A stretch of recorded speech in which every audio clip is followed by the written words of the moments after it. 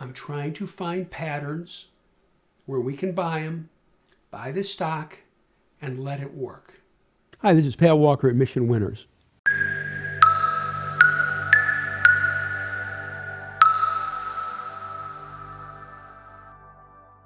Things I wish somebody had told me when I first got started. So let's think of a few things here. A couple of foundations for you. And some of this you may not like to hear, but I'm going to lay the cards on the table because I want to help you. That's the key to this game. First point, if you have to make money, you probably won't make money. You go, what way? Now back off. No, I'm being really serious. Our judgment can become clouded when we're working under duress, when we're working under pressure, where we have to make money. I've got to do it. So it's important that we have a clear head and that we don't have that pressure put on ourselves. Sometimes that pressure is real and sometimes it might be self-imposed. So what do we do there? First off, make sure that you have a solid financial foundation. You don't need a multi-million-dollar account, but that you've got enough money that you can make it grow. If you're living off of it, then you need a little bit more, okay? If you have a career and you have income coming in, then it's different. You can start with less. The other thing that's very important is this mindset up here. The biggest part of this game is not what's before your eyes, it's what's between your ears. And if what's between your ears isn't right, things just won't work well for you. So take a breath, just sit back and soak this up. Things I wish I had known when I first got started. Point one, this ain't life and death, all right? Run it like a business, but nobody's going to die from this, all right? Which leads to another point, and I can't stress this enough. Always control risk. Don't go so big on anything that you lose sleep over it, or if something goes wrong, you can be hurt financially. Because if you're hurt financially, you'll also be hurt psychologically. And if you're hurt psychologically, your thinking, your thought processes will not follow through clearly. I studied all this stuff in graduate school. This is a fact. You got to know these things. I'm trying to stack the deck in your favor for you. So just things to consider. If you have to make money, you probably won't. After you've done that, then you really need to take a hard look and say, do I really want to do this? Do I really want to do this? And I hope you do. It's fun. It's satisfying. It's challenging. It's mentally challenging. But it's so satisfying when it works out. I love it. I love the challenge of finding stocks that can make big moves. I started in doing this in 1986. So I was there for the crash of 87. And I'll share this with you, and I'm very thankful. I was able to meet Martin Zweig before the crash of 87 and talk with him. And watching him on Wall Street Week, if you don't know who Dr. Martin Zweig is, you ought to read his book, Winning on Wall Street. It is a great book. But basically, it's like, hey, watch the markets, and if you start seeing things really dropping, something's wrong. On all my managed accounts, I had sell stops in. And this was back in the days before the internet, by the way. I was, weeks before the market crashed, I was consistently getting stopped out of stocks, which was like, wow, why is this happening? Now, some people say, well, I got to keep on buying. I got to keep on buying. No, markets talk, stocks talk. Our job, listen. I'm thankful for this, but I was stopped out in all my managed accounts and completely avoided the crash of 87. And I credit Martin Zweig, okay? Dr. Martin Zweig. Thankful to have met him and talked with him a couple of times one-on-one. So that was great. Another key point, take a hard look and say, what causes stocks to go up in price? Be pragmatic about that, folks. What causes stocks to go up? Well, they have a great product, or they have a great service. They have great earnings. Their return on equity is really high. They're in a leading group. You can go on and on and on with all that. What causes a stock to go up in price? There's more buyers than sellers. Surprise, surprise. Remember that. Simplify it. So focus on stocks that are being accumulated. They're being bought. Color code your price bars. All right? Green is good. Red is bad. Color code your price and volume bars. It'll help you. I wish somebody had told me that years ago. This is all stuff I had to find out on my own. All right?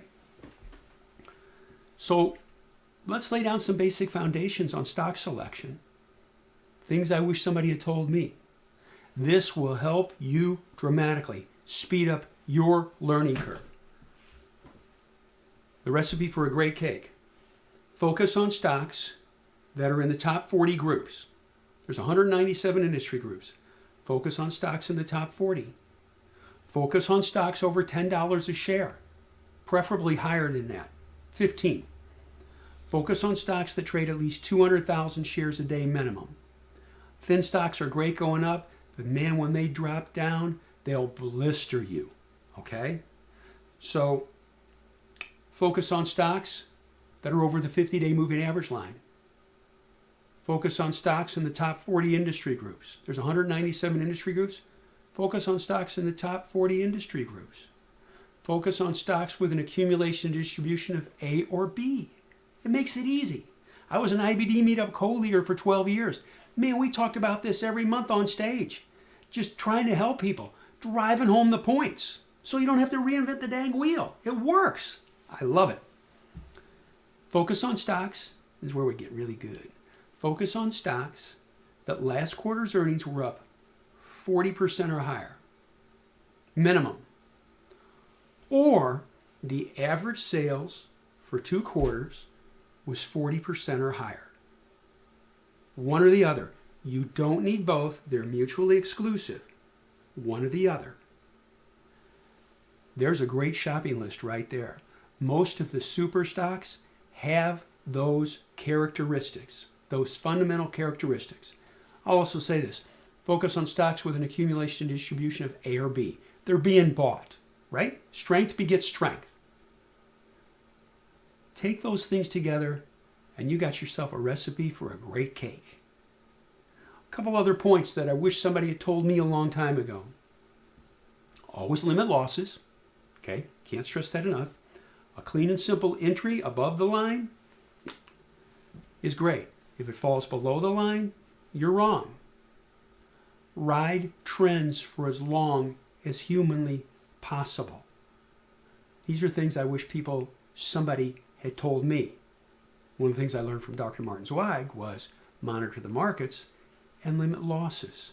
But I also gave you some wonderful fundamental foundations that can help you, that can speed up your learning curve, that can speed up your profitability returns. Speed up your ability to become profitable. It works. It works. I love it. A couple other points for you that I'll share with you. Be passionate about this, and if you're not, don't do it. Do something else. If you love it, it's not work. It's a challenge. It's fun. It's a game. It's a serious game, but approach it like, I'm looking for the next super stock. I know what to look for, and I'm going to find it. So we've talked about fundamentals. Let's talk technicals for a minute. That's the charts. There's fundamental analysis, and there's technical analysis. Focus on charts that are clean and simple. It does not need to be the cup and a handle formation, please. If you wait for the cup and handle formation, you'll starve to death. Find, through study, a couple of very clean and simple chart formations. Daily and weekly, you got it. Look for that. No low price stocks, as I stated. We've got the fundamentals, we've got the technicals. Leading stocks with great earnings and our great sales in leading groups, the top 40 groups that have a product or service that is awesome. I want you to think about this, and this is what I used to share at the IBD meetup all the time. Nobody does what Apple does as good as Apple does it. Nobody does what Facebook does as good as Facebook does it. Nobody does what Google does as good as Google does it. They're franchises. By the way, I'm not endorsing the stocks. That's not my point. But they're franchises. They have niches. They are better at what they do than anybody else. Focus on those. Nobody does what Tesla does as good as Tesla does it.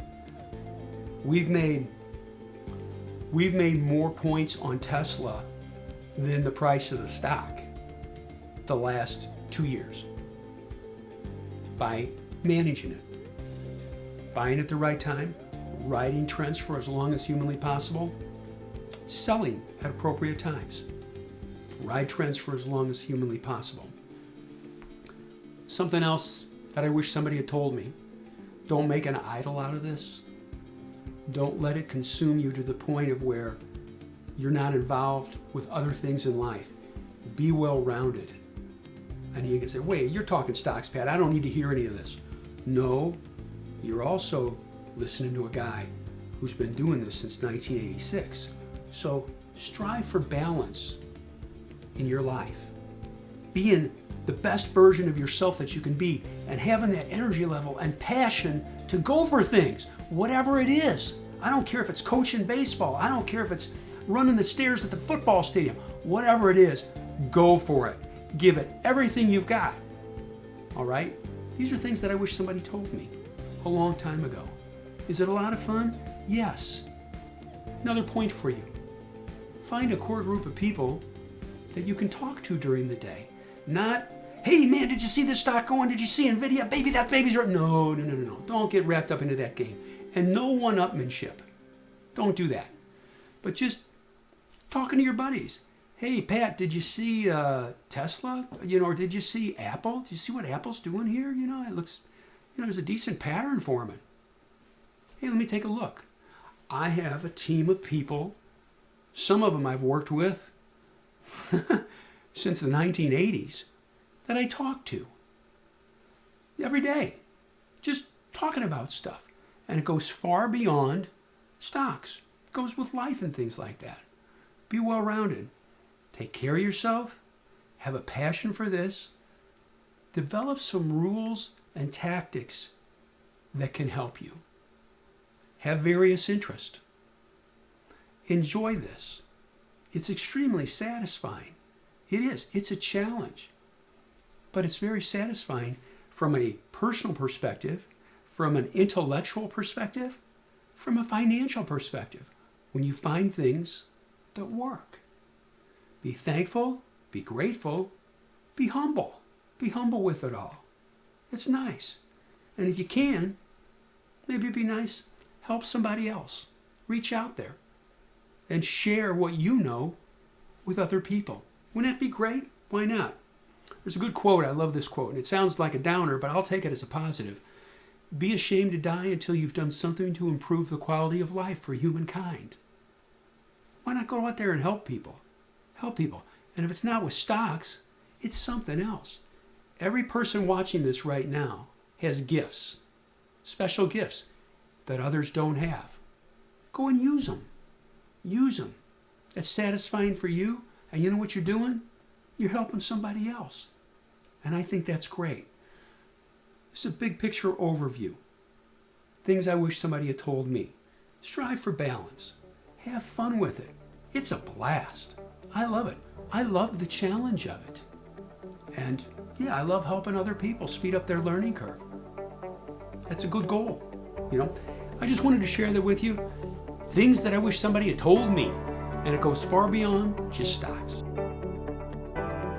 Thank you for watching the video. We hope you enjoyed it. If you did, please hit like. Maybe hit that subscribe button. We come up with new content nearly every day. Also, check out the videos on the right. YouTube recommends the one on the top, and the bottom one is something we thought you might enjoy. See you next time.